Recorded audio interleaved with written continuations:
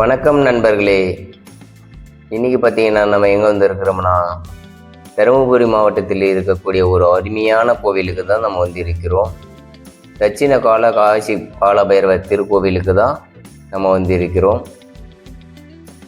இந்த கோவில் காசிகால பைரவர் என்று அழைக்கப்படுகிறது. காலபைரவருடைய வாகனம். இங்கு இருக்கக்கூடிய செடிகள் அனைத்தும் அழகுக்காக வைக்கப்பட்ட செடிகள் அல்ல. ஒவ்வொரு ராசிக்கும் ஒவ்வொரு நட்சத்திரங்கள் உண்டு. 27 நட்சத்திரங்களுக்கும் 27 வகை செடிகள் இருக்கிறது. உங்களுக்கு எந்த ராசியோ எந்த நட்சத்திரமோ அந்த செடியை வந்து வாங்கிட்டு போயிட்டு வீட்டில் வச்சு வளர்த்திங்கன்னா உங்களுக்கு நன்மை உண்டாகும்.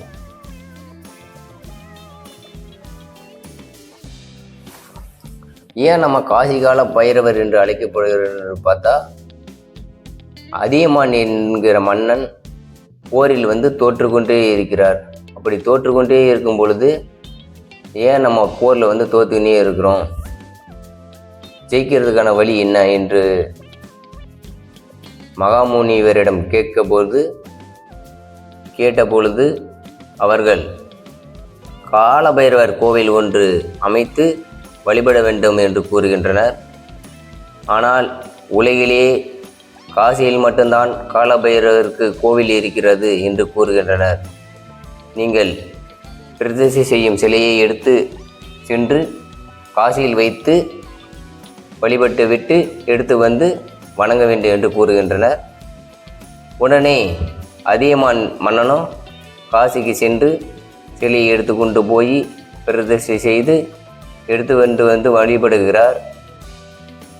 அதுக்கப்புறம் அவர் செல்லும் ஒவ்வொரு போரிற்கும் முன்னர் காலபைரவரை வணங்கிவிட்டு தன் வாளை அவர் முன் வைத்து வழிபட்டு விட்டு தான் செல்வார்.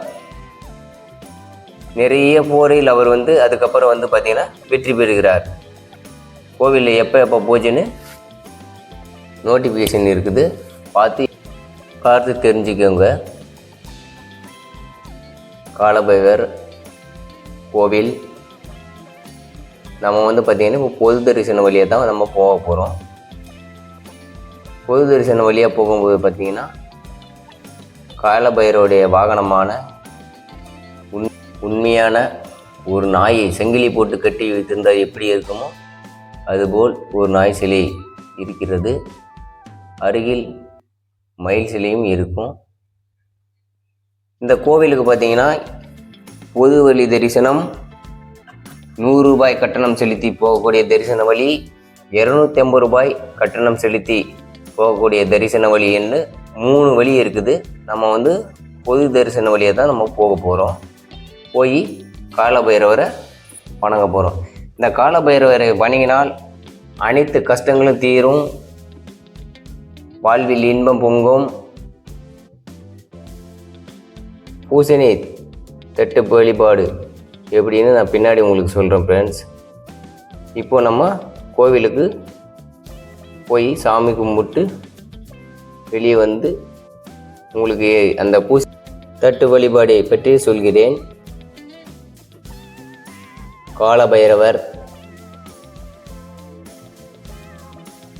காலபைரவரை அனைவரும் வணங்கினால் நன்மை உண்டாகும். இந்த இடத்துல பார்த்தீங்கன்னா ஒரு பெரிய மரம் இருக்குது. அந்த மரத்துக்கு அடியில் பார்த்தீங்கன்னா ஒரு கம்பி வேலி போட்டிருக்காங்க.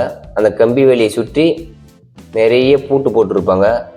குடும்பத்தில் யாருன்னா பிரிஞ்சு போனவங்க ஒன்று சேரணுன்னா இங்கே வந்து ஒரு பூட்டை வாங்கி போடுங்க. பிரிஞ்சு போன கணவன் மனைவி ஒன்று சேரலாம். பாருங்கள், நிறைய பேர் பூட்டு வாங்கி போட்டிருக்கிறாங்க. கல்யாணம் நடக்கலைன்னா மஞ்சள் கயிறு வாங்கி வந்து இதில் கட்டுவோம். பூசணி தீபம் தட்டு வழிபாடு. இங்கே 100 ரூபா காசு கொடுத்தீங்கன்னா பூசணி தீபம், அதாவது ஒரு பூசணிக்காயை 2 அறுத்து அதில் வேப்பெண்ணெய் ஊற்றி திரி போட்டு கொடுப்பாங்க. ஒரு தேங்காயை உடைச்சி அதில் திரி போட்டு இருக்கும். 2 அகல் விளக்கு மொத்தம் பார்த்தீங்கன்னா 3 விதமான இது இருக்கும். அது தட்டு வந்து பார்த்தீங்கன்னா 100 ரூபா.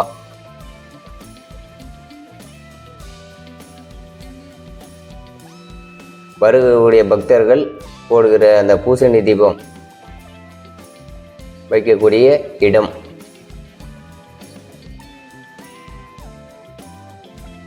இக்கோவிலுக்கு அஷ்டமி, பஞ்சமி, தேய்பிறை நாட்களில் வரும், அதான் மதாந்திரம் வரக்கூடிய தேய்பிறை, பஞ்சமி, அஷ்டமி நாட்களில் நிறைய பக்தர்கள் வருகிறார்கள்.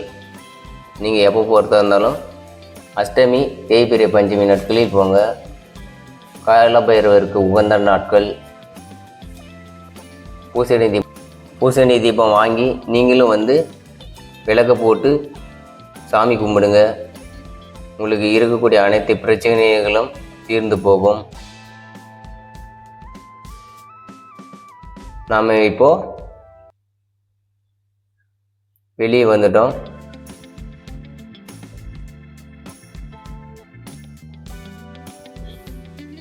இப்போ நம்ம பார்த்தீங்கன்னா சாமி கும்பிட்றது எப்படின்னு பார்க்க போகிறோம். பூசணி தீபம் எப்படி இருந்து பக்தர்கள் ஏற்றுகிறார்கள் என்று பார்க்க போகிறோம்.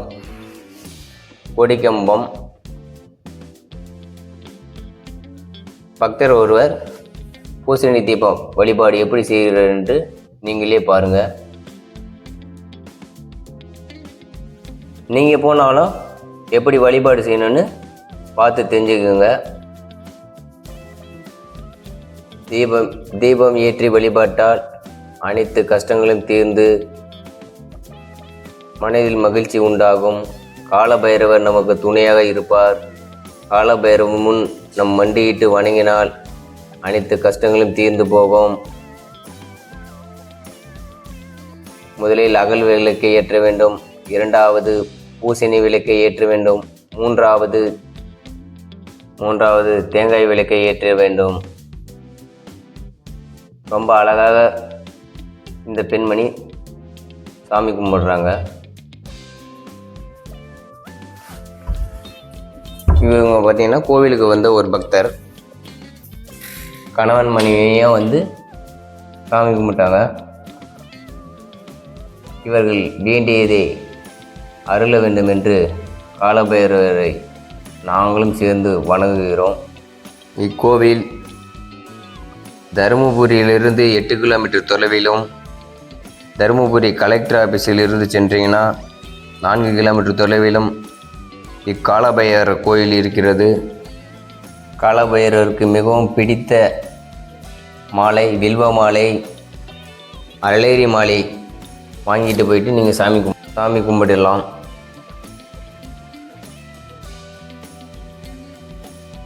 கையில் பார்த்தீங்கன்னா அலேரி பூ வச்சிட்ருக்காரு. கையில் ஒரு எலுமிச்சம்பழம்.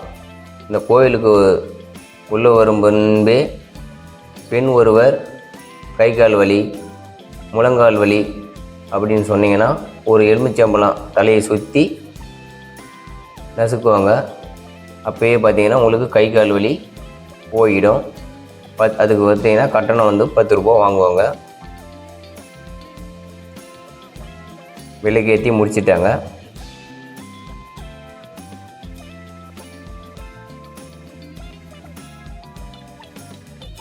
கோவிலோடைய கொடிக்கம்பம் வாகனம், காலபைரவருடைய வாகனம்.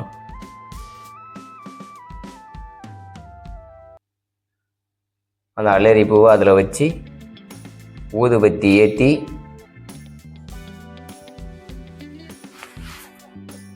சாமி கும்பிட போகிறாங்க.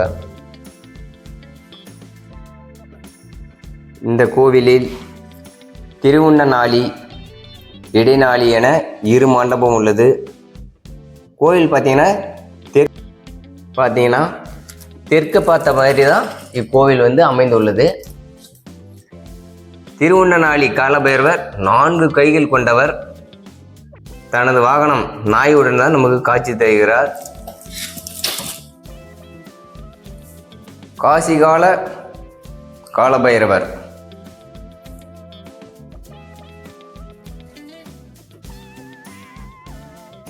சாமி கும்பிட்டு போகிறாங்க.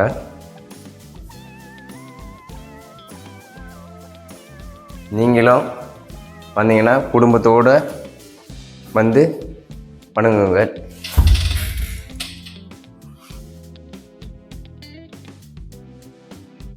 யாகசாலை மண்டபம்.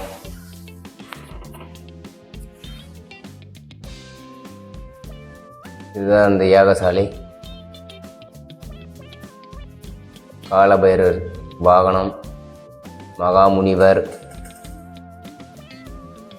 ருத்ராட்ச மாலையெல்லாம் நிறைய போட்டிருக்காங்க. வருகிற பக்தர்கள் தங்கள் கஷ்டம் தீருங்க மிளகாய் வாங்கிட்டு வந்து போடுறாங்க அந்த யாகசாலையில். காலபைரவருடைய வாகனம்.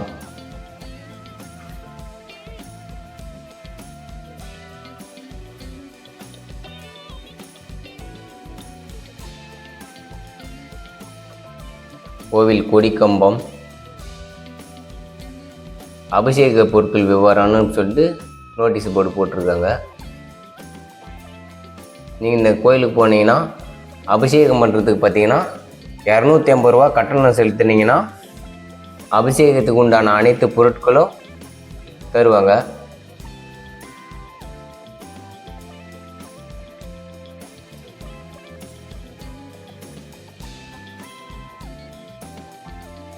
நம்ம